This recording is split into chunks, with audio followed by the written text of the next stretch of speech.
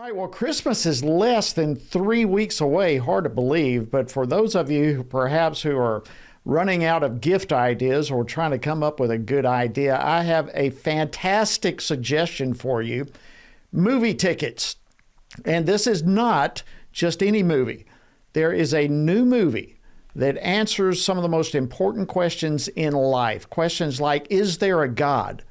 Are miracles real? Does science disprove miracles?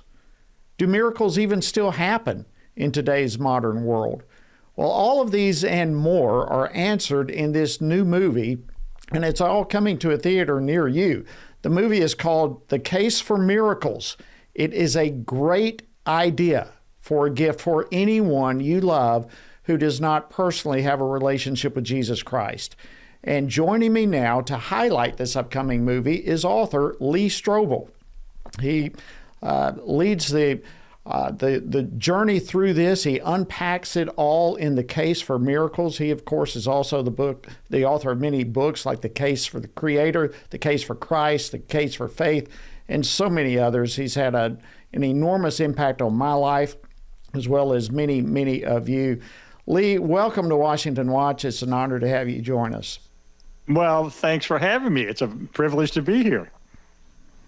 Well, listen, let's first start with a little bit of your background. Just remind our audience a little bit of where you came from and how you came to a relationship with Christ. Yeah, I was an atheist, trained in journalism and law. I was a legal editor of the Chicago Tribune. And my wife was, I'd call her agnostic, just sort of spiritually confused. She met a neighbor who was a Christian who shared Jesus with her. And my wife then gave me the worst news an atheist husband could get. She said, I've decided to become a Christian. And I thought, I need to rescue her from this cult that she's gotten involved in. So I decided to take my journalism training and legal training. And I ended up spending 2 years investigating a miracle, really, which is the resurrection of Jesus Christ. Did he claim to be the Son of God? And did he back up that claim by returning from the dead? I spent 2 years doing that until I realized that it would take more faith to maintain my atheism than to become a Christian in light of the avalanche of evidence that points so powerfully toward the truth of Christianity. So that changed my life, my values, my character, my morality, and my attitudes, my marriage, my parenting, and then I gave up my journalism career, took a 60% pay cut, and joined the staff of a church and never looked back. That is such a remarkable story, Lee. And, all of us who have heard that story, every time I hear it again, it just causes a smile on my face and inside the heart to see how God can take anyone and transform their life and use them powerfully for his kingdom. All right, so let's transition just in time for Christmas here. You've got a brand new movie coming out this year, The Case for Miracles.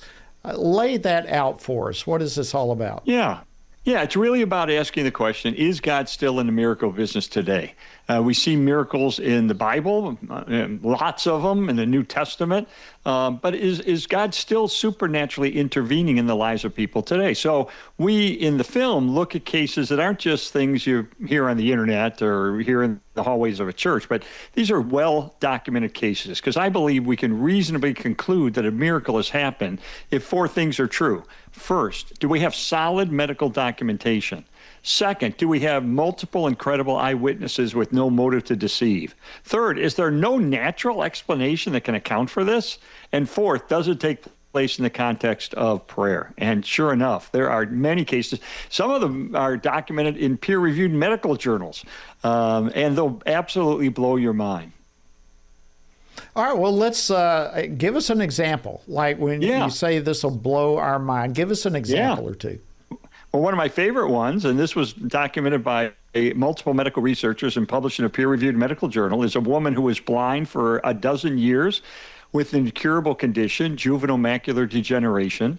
She went to a school for the blind. She learned to read Braille, and she married a Baptist pastor.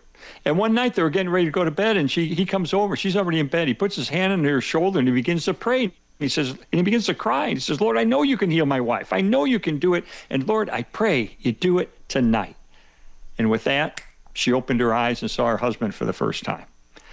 She said, after years of darkness, all of a sudden I could see perfectly. It's a miracle. And sure enough, her eyesight remained for the rest of her life, over 50 years.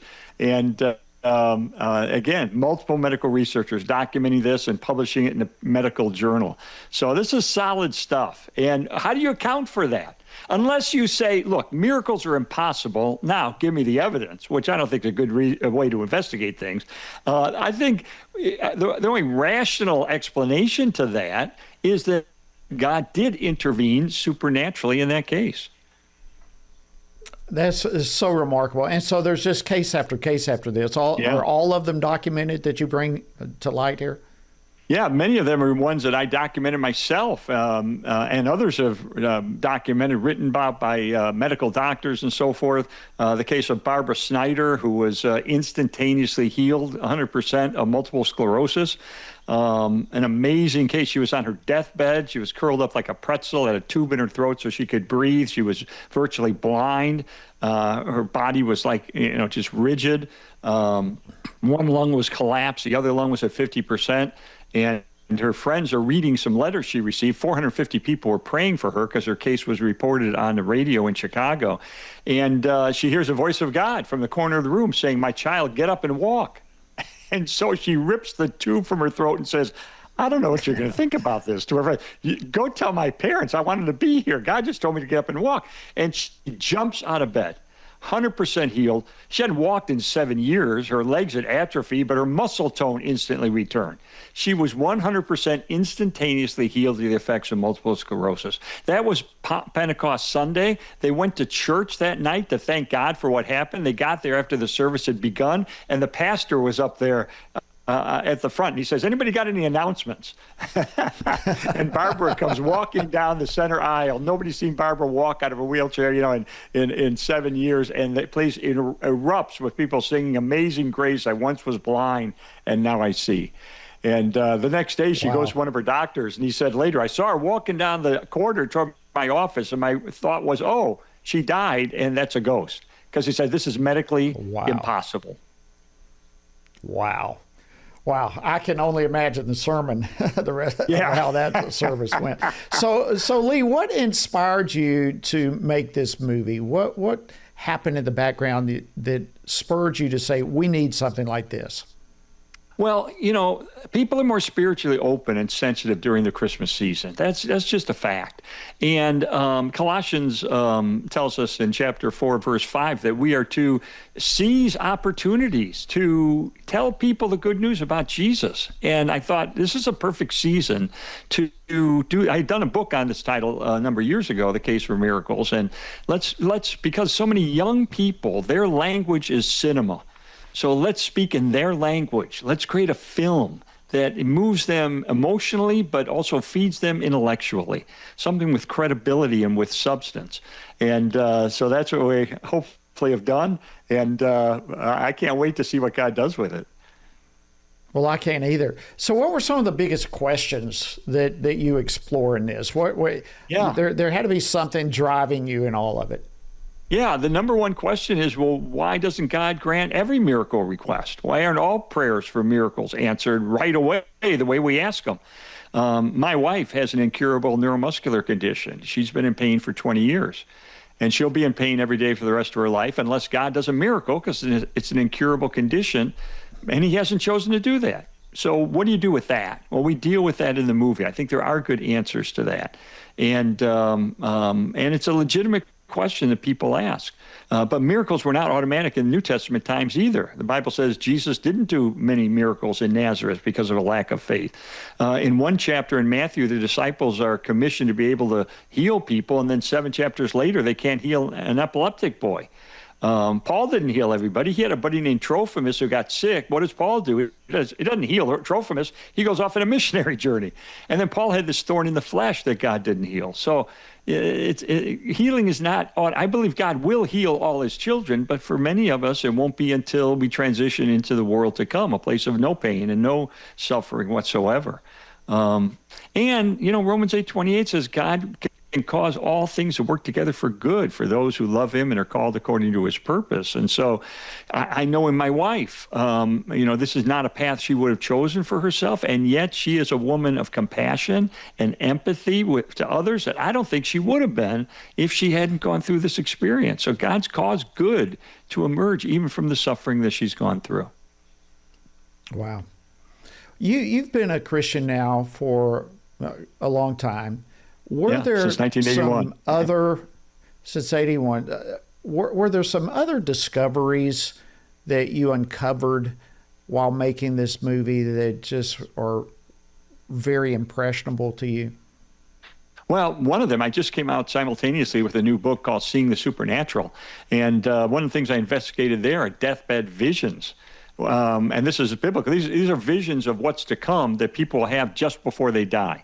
And we see it in the Bible in Acts chapter 7 when Stephen was about to be murdered, stoned to death, and he looks up, he sees the heavens open up, he sees the glory of God and Jesus there. You would be amazed at how common it is for people on their deathbed to have a vision of what's to come, including, and here's a corroboration, including seeing people in the world to come who they did not know had already died. It's very common. Wow. So these have been studied by scientists. It's a fascinating area. It's not a near-death experience thing. That's a different category. These are people who are about to pass from this world, and they get a glimpse of what's to come. Very powerful stuff. Wow. Well, you mentioned a little while ago in passing the Case for Christmas. What is that all about? Yeah, I did a book called The Case for Christmas. My idea was, let's keep it inexpensive. You can get it for under $2. And it's a little book that looks at what is the historical evidence that Christmas is true, because the best stories are the ones that turn out to be true. And, Christmas is a story. It's an amazing story. It's a wonderful story. But guess what? It's true. And so I did this book, and Hobby Lobby said, let's give away free 500,000 copies to customers between now and Christmas. So they're doing that in all the Hobby Lobby stores around the country, which I think is just great.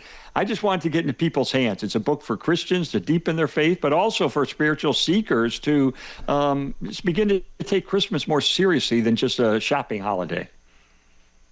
Absolutely. So people can get that book at Hobby Lobby? Yeah, if they go there and they're a customer at Hobby Lobby, buy something, they give it to you free. Or you get it for under $2 online.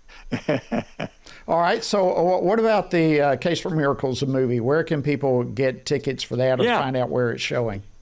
Yeah, if they go to thecaseformiraclesmovie.com, you can see the trailer for the movie. You can put in your zip code, find out what local theaters are showing it, and get tickets right there. So we've had such a good response so far that we've actually had theaters adding to our list every day. But it's only in theaters December 15th through the 18th. So it's a limited run in theaters nationwide. Okay, December 15th through 18th. So people need to respond quickly to find out on that. Okay, let me ask you this, Lee. What are you hoping comes from this? Is this an evangelistic tool? Is it to encourage believers? Is it all of the above? What are you looking for and praying for? The movie and the book, The Case for Christmas, are both, to my mind, serving a dual purpose: to deepen the faith of believers, to encourage them, but also to reach out to people who are spiritually confused. I hope people bring a spiritually confused friend to come with them to see the movie. I hope people get this inexpensive little book and use it as a spiritual stocking stuffer this Christmas and give it to someone they know who's kind of spiritually confused. The gospel is in it. The evidence is in it for the reality of Christmas. It responds to all the tough questions about Christmas. And, let's seize this season and use it for God's glory and walk away with our faith renewed or strengthened, but also reaching out to those people we love, who God loves too, and yet they're kind of still on the journey toward him.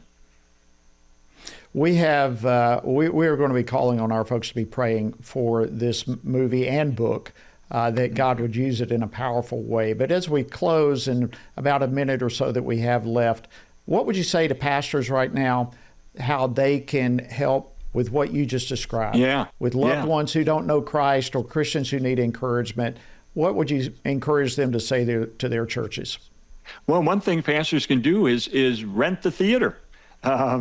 just go to the website and you can actually take over theater for your church and say, hey, we've got this theater. Let's all go and invite our spiritually curious friends. Let's use it as an outreach. Let's be praying for them. Or a lot of churches are giving away the Case for Christmas. I donated copies to my church here in Houston, Texas, so that any visitor on Christmas at our services gets a free copy of the book. And as I say, they're designed to be inexpensive so that we can use this as a tool to reach others with the gospel. New York Times bestselling author Lee Strobel, thank you so much for joining us. I can't wait to see the movie and read the book. God bless you, my friend. May the good hand of God be upon you and use you mightily. Merry Christmas to you.